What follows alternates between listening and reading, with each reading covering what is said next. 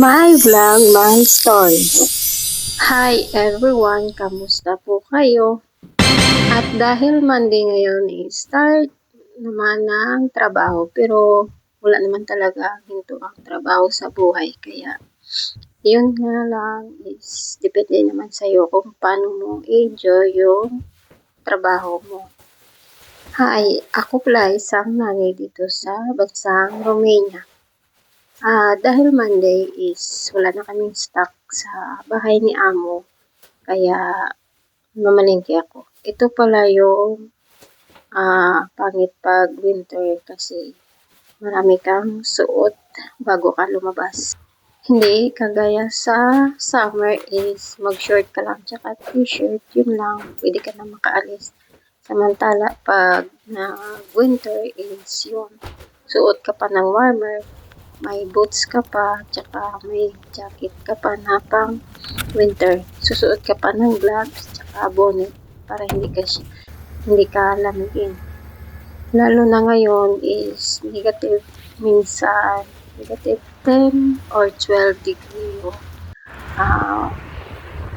lamig dito kaya masyadong malamig kaya yun ang mahirap pag maging isa ka OFW, lalo na dito may mag-snow. Medyo marami-rami pala yung pili ko kasi magluluto ako para bukas, ngayon, tsaka sunod na araw para hindi na ako mamalengke kinabukasan. Ito lang talaga yung kagandahan sa mga amo ko is parang iasa na lang sa yung lahat, tsaka hindi na sila mag-utos kung anong bibili mo. Pero kailangan alamin mo din kung ano gusto nilang pagkain. Gaya niyan, saan ayaw ng amo ko na babae ng beef, kaya lagi kaming nag-chicken. Pork naman is hindi kami masyadong mahilig kumain ng pork. Kumuha na rin pala ako ng magulay dyan kasi gagawin ko siyang salata. Every kain kasi ng amo ko na lalaki is dapat may salata. Hindi naman siya nagre-request na dapat tuwing kain niya may salata, pero alam mo naman yung kasiyahan ng amo mo kaya yun gagawin mo na lang. Simple lang naman yung ginagawa niyang salata. Tsaka hindi naman siya nagre-request na kung ano gusto niya kainin na salata. Basta kung ano lang ang ilagay mo sa mesa, yun din yung kakainin. Hindi ba ang hirap pag dating mo, tatanggalin mo lahat ng masuot mo kasi yung loob ng bahay ni Amo is hindi naman siyang malamig.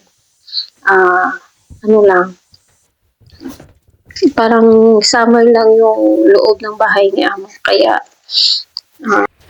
ito na pala lahat ng napamili ko kanina. Binigyan ako ni Amo ko ng 400 lei.